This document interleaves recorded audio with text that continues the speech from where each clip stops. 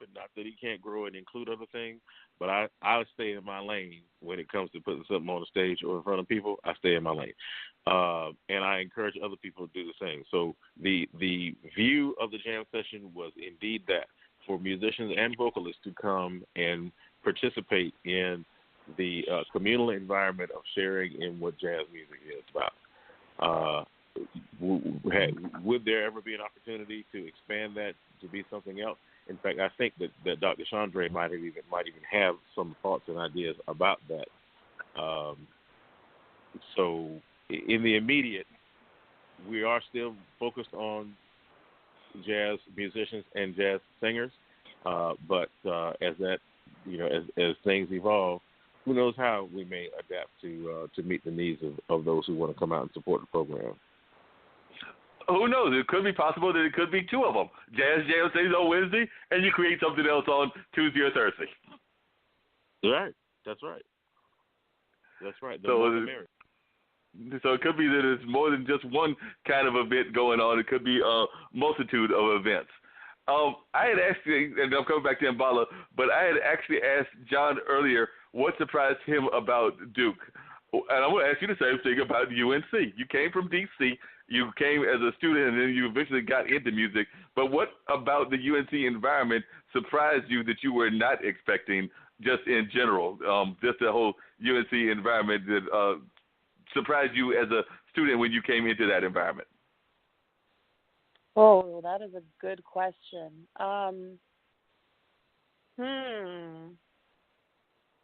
Well, because I want to find something positive to say. I mean, but I think the thing that surprised me the most, coming from Washington, D.C., and coming from an international high school, I would say what surprised me the most was the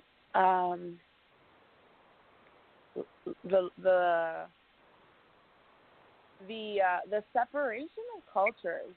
I was really digging to find a way to say that in a more positive light.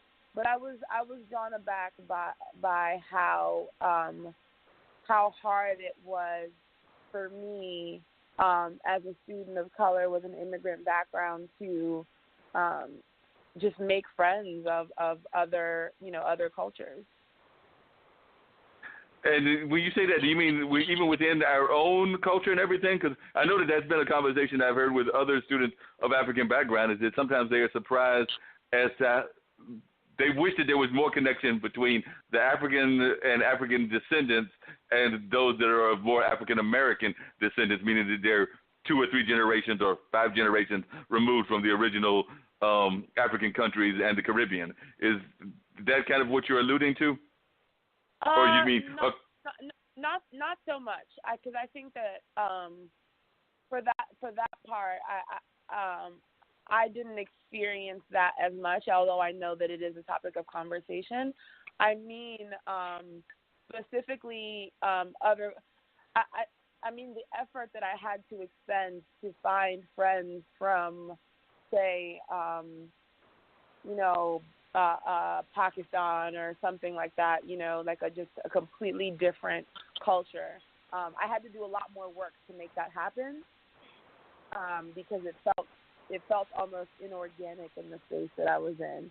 Whereas in D.C., being in an international school, I mean, it was a given.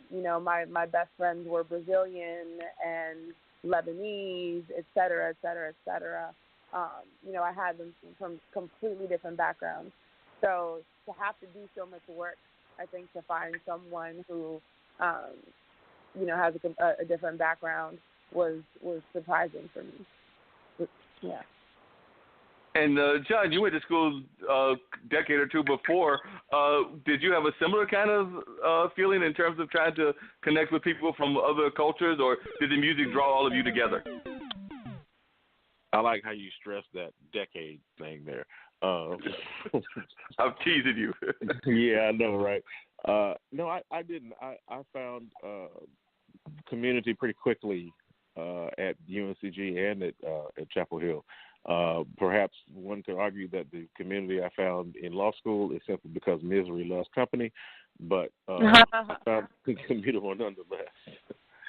I have heard people talk about difficulty in creating a social circle and breaking in and finding a comfort level, but I haven't personally experienced it in that way. Now, obviously, as a black person in a classical music environment, I certainly got a taste of it in other ways, but at the university, whether it was undergraduate or graduate school, I did find a place.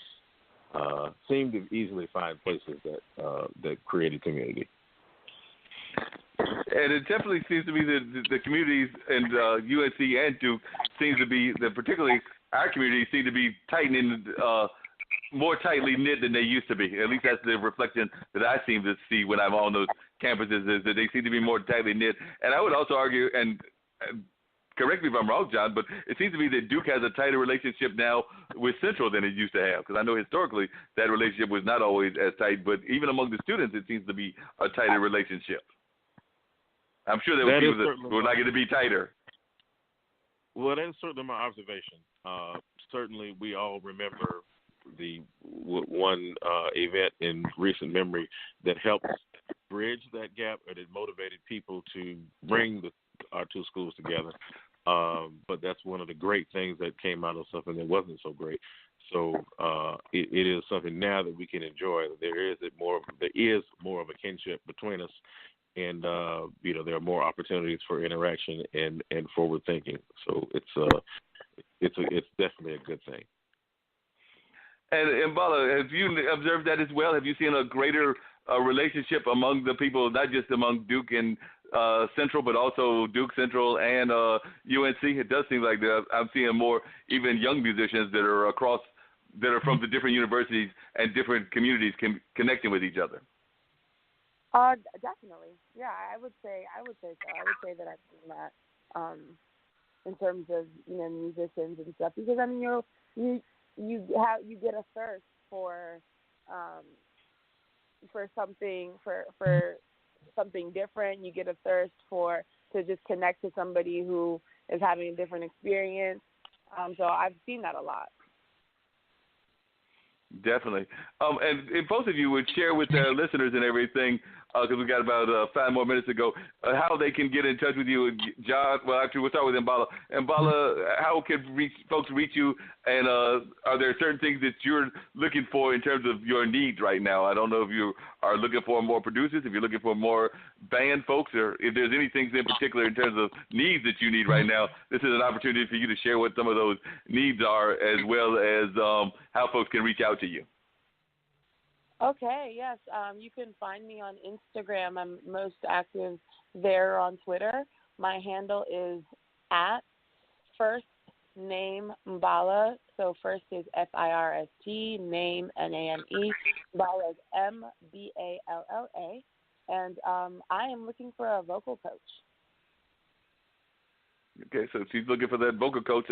I know there are a number of great vocal coaches around here, so hopefully somebody can help her become that and find that vocal coach. I don't know if Lenora teaches outside of the area, but I know that she has done some vocal coaching, but I don't know if she teaches outside Central. John may know that better than I do. But how can folks reach you, John, and are there anything in particular that you're in need of? You have so much, I don't know that there's anything you're in need of. I'm always looking for good arrangers. You can reach me, by the way, jbrown@duke.edu. And I just hired an assistant today named Hillary. So she's going to be great. So she's going to help me facilitate communication. But emailing jbrown@duke.edu. And like I say, I'm particularly looking for people who are arrangers. Good. So definitely there's some great arrangers here in the community and things of that nature.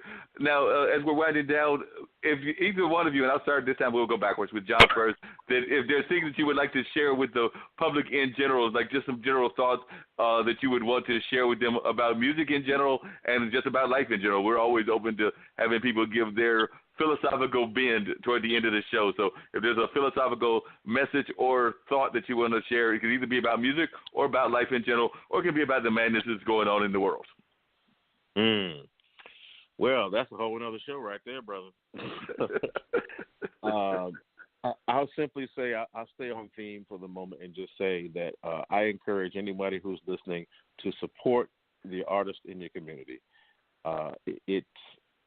It's a unique thing to be called to be an artist, and there is a level of discipline and a level of solitude that is required of people to be artists to really develop the craft, so you can hear yourself think, connect with the divine intervention that is putting you in a place and putting ideas in your soul and your spirit for things to share with the world. And for anybody who is not an artist, please remember what artists do for your life. If there's ever a time when you sit down to watch a movie, when you turn on a radio, whatever, you hum a song, tap your foot, or anything, that comes from someplace. So I simply ask people to keep in their focus, keep on their radar what it is that artists do for you, and find a way to support them. And you actually bring up a good point before I get to Mbala, which is the fact that artists are so much important part of our spiritual fiber and our spiritual fabric and everything, because I think a lot of times people, of course, they associate the gospel music because they're in church with that spiritual side, but I would argue that everything from, as you mentioned earlier, classical music that you might turn on your radio or in your CD player, or even listening to the music that our animals provide, whether that's the birds chirping or some of the other nature sounds that we hear, that is all an important part of our spiritual fiber. Mm-hmm.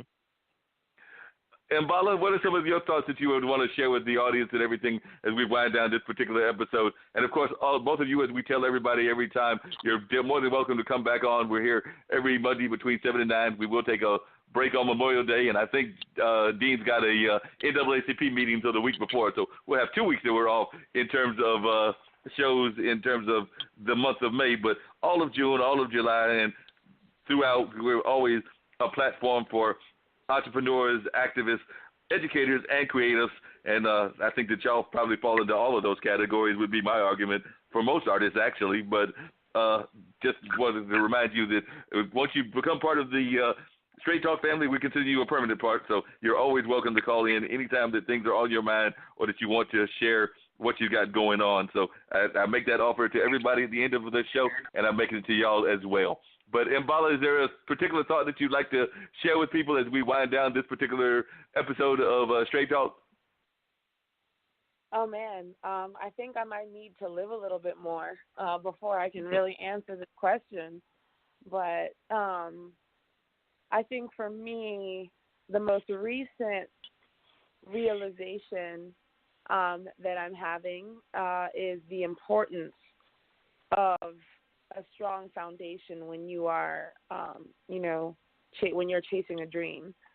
I think that that desire for success sometimes, when you are not strong and when you are not, you don't have your roots somewhere, whether that is, your family and your friends or, your faith, it's super easy to get lost. And getting lost, I think, in lots of ways can be painful and more detrimental to the artistic process, I think, sometimes than we would like to admit, because I know that it's people like to think that, being an artist sometimes just means being sad, etc. And I think for me, being productive and being proud of the work that I do is a lot of times synonymous with being just well-rooted. And I imagine that you probably also have to add to that the fact that your family is a family of significance. I know that I have to deal with that sometimes as well. My mother having done so much work in the community, both as a media person as well as a philanthropist and doing other kinds of things, just being an activist and things of that nature in her own right. So I imagine that with your dad and his roots as an ambassador and being involved in Cameroon politics, that probably added to some of the expectations that you feel that you're living up to as well. Yeah, absolutely. Absolutely. I would definitely add that. Yeah. And, Dean, we're winding down. I think I got a minute and a half to go before we get ready to wrap everything up, and I'll tell people who we got on next week. What is your